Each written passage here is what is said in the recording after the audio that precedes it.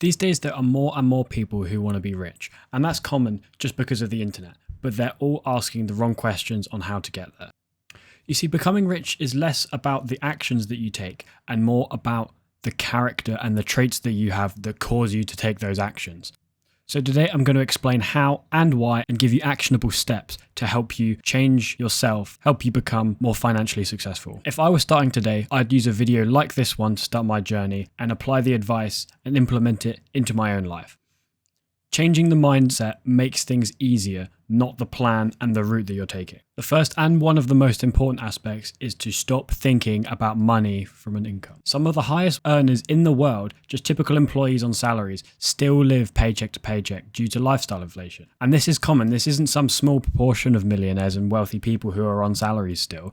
Lots of them are, especially in America where there's lots and lots of debt and these people are trapped. The reason they're trapped because they're victims to lifestyle inflation. Lifestyle inflation is where people see the increase in the money that they're earning or an increase in the money in their bank account and think that can justify exponentially increasing your expenses to make more luxurious purchases and buy things that they don't really need, whether that be luxury clothes, designer bags, cars is a really bad one, and holidays, because people never realize that these things cost way more than they actually are perceived to be, and that the increase in their wages, whether it be 10, 20% pay rise, isn't enough to justify it. And this inflation is catching people out. The difference between someone being a victim to lifestyle inflation and someone who's keeping their expenses under control is the difference between the money that they're earning and the money that they have saved and the money that they're spending to live. And I'm going to repeat this throughout the video, but it is imperative that your expenses and your earnings are as far apart as possible. That is one of the most important things when starting out. And this is the difference between earning money and having money. So before you earn more money, you need to get some of these traits down first before your income creeps up. Make expenses fixed and income variable. That is one of the most important parts. One of the biggest mistakes people make trying to get rich is constantly changing the method that they're doing to get there. Lots of people will go on YouTube and look for a video for the best business model, or maybe they'll look at different businesses to buy, and other people will be self-employed. A YouTuber is a great example of this. The problem with this is there's no one size fits all for everyone. People have different strengths and weaknesses, and different methods work at different times in different markets and different countries. There is no one out there that can tell you, you should just do this and it will work. You have to decide for yourself and you have to stick to it. And by sticking to it, the more experience you gain in that one field will make you better and better. Whether that's video editing, maybe it's running an e-commerce store, maybe it's running a face-to-face business like a high street shop. The experience will be valuable. And if you keep switching industries and keep switching business models and ideas, then you'll never get the experience and skills to master that one given area. For example, if I decided to start a drop shipping store and say in 2-3 months, I wasn't really seeing many returns, I barely even broke even and I wasn't feeling very good.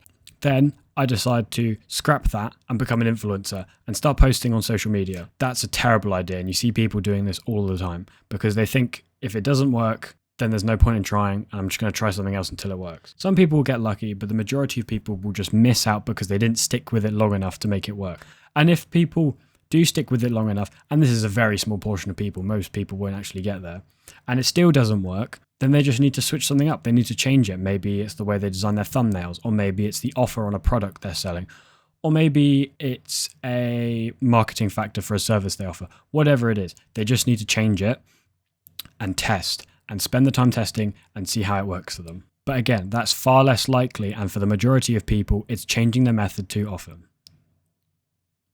To get started, everyone needs some amount of money, and there's nothing that is free. And there's no getting about this. I know lots of people say you can start a business for free, and you technically can, but that comes with a lot of assumptions. You can't really start a business without internet access, some sort of device. You know, you've got to have money to pay for your clothes, food, accommodation, etc. So there is nothing that's free, and you will have to cover these costs. So what's important is to get all of these costs as low as possible so you can maximize the amount of money you have for other things, whether that be you're investing into yourself or your business. On top of these minimal expenses, which we'll talk about later, you also want to create a budget so you can manage what money's coming in, what money's going out, so you know how much you have so you can track it. If you don't know, then it will get out of hand and you'll end up spending more than you want to. In addition to this, you're going to want to have a small amount of money set aside just for emergencies. It doesn't have to be much, as long as you can stop any major disasters from happening. That's the idea. It's nothing too intense. Track your spending and record everything. I track all of my finances in a spreadsheet. If that's something you'd be interested in, leave a comment. And make sure you know where all your money's going, why it's going there. If you can't justify it, cut the cost. And you need to track all your money coming in. Hopefully that will be increasing. If you have any debt, it's really important you attack it as aggressively as humanly possible. Lots of people like different methods. Some people like to go after high interest first. Some people like to spread out the payments among all of the debt that they have. Attacking high interest is a really good idea, and I'll explain why. Interest rates compound, and people think compound interest is a fantastic thing, and it is, and it works in favor for building wealth. However, it also works against people. So if you've got debt with a very high interest and it's compounding and compounding every single day, really, really dangerous. Especially terms that compound on a more regular basis, say every month, rather than the debt occurring every year. Because people will see the interest rates as an annual rate, but because they compound every month, the effective rate is different. So minimizing your debt and attacking any debt you have is really, really important to not let it compound, because then it will be out of control and you'll be stuck. There won't be anything you can do.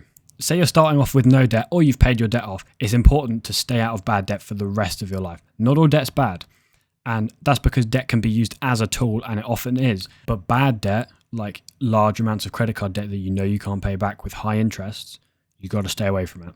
And the reason all of this is important is because the stability, consistency, and plan that you have will put more things in your hand when it comes to making choices about your finances and when it comes to protecting yourself. Because having all of these variables like different amounts of debt or inconsistent expenses will make your life so much more difficult.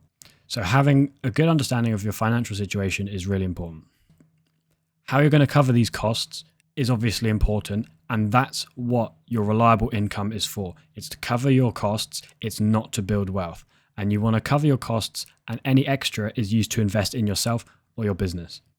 You can't see an income from a job as a way of building your wealth anymore. You've got to see it as a tool to help you get to the next stage, not as the salary being the last stage.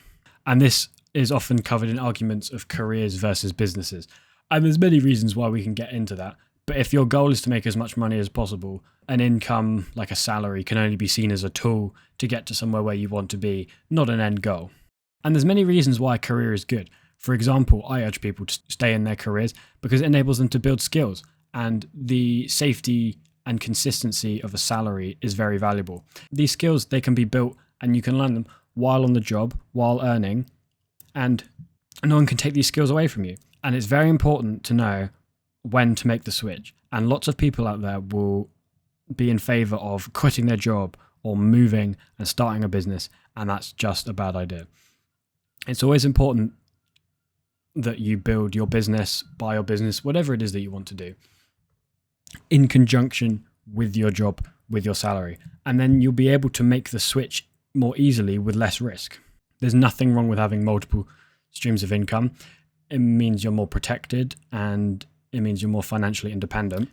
And by doing these two things at once, yes, you may see that as spreading yourself too thin, but it means you can switch over to do your business full time when it's ready to support you, not right at the beginning where you're making a big risk living off of your savings, which is a bad idea.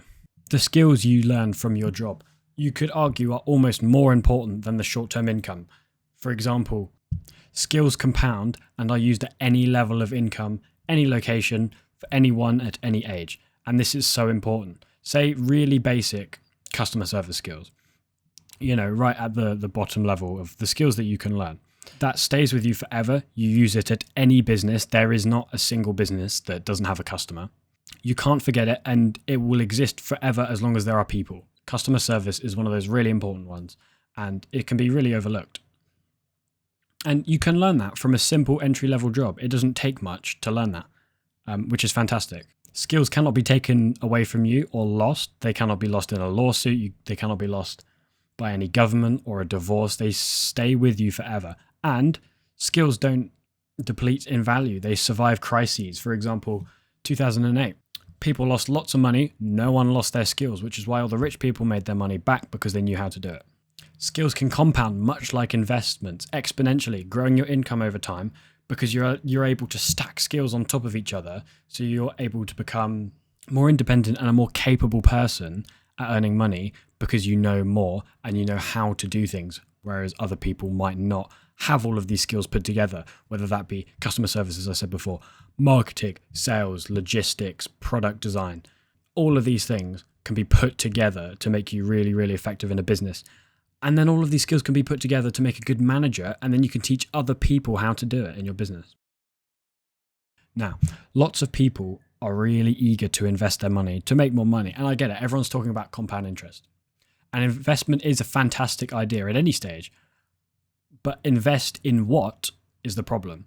In the early days, same as before, skills and yourself and the opportunities are what is important, not some return on a stock. Once you have the income coming in, and I'm saying higher income, maybe from your business as well as your job, or maybe you've got a lot of income from your business and that's your full time, you don't have a job, whatever it may be, then you start investing. You still prioritize reinvesting your profits into the business to earn yourself more money, but at that stage, you can then become more financially stable, secure by diversifying your investments into something else other than your business, whether that be index funds or stocks or cryptocurrencies, property, whatever it is. All of these things can't be seen as an income, but they're a way of protecting yourself in case something goes wrong because your business is your main income. Not all of these things. They're just there to protect you. And again, this is the only time it actually makes sense to invest in stocks and property, because it's very difficult to make these things work as a singular source of income. Look at property, especially in the UK. The margins between the costs and the revenue from tenants is so small, one house cannot make an income. It's very, very difficult to do that. And the reason you want to do these things later is these investments don't work earlier on in your kind of wealth journey, because the amount of money that you have, if it's a very small amount, a 10% investment might be great on £1 billion, but on £10, it's not going to do you much good. And that £10 is probably better spent elsewhere. So this tiny amount of growth is better substituted for education and experiences and learning, where there is a far better risk to reward, because you've got a very good chance of learning skills that will help you earn more money in the future. And that is so much more valuable than any stock moving 10% on £10.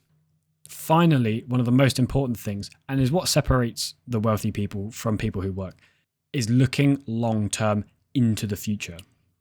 And the reason this is important is because rich people, they look in the next years or even decades, and people who are stuck working, wanting to earn more money, are always looking, oh, what's happening tomorrow? What's happening next week? What can I do in these next few days? They're not planning for the future because that's not something they've been trained to do, and it's not their fault. They just don't know. So by planning into the future much, much further, you're then able to set yourself more analytical goals. Say, let's take the context for someone who does e-commerce. If they've got their vision narrowed and tunneled vision on a small period of time, they may be looking at revenue and profit margins over a short term, but they're not seeing the bigger picture of growth. And this can affect their decision making, and it can affect how they think and feel about business, which is really, really important. And the reason I'm saying this is because it's so important to not let small losses dictate your decisions, when if you took a step back, you can see that this is part of a large amount of growth. Thank you for watching. Please subscribe.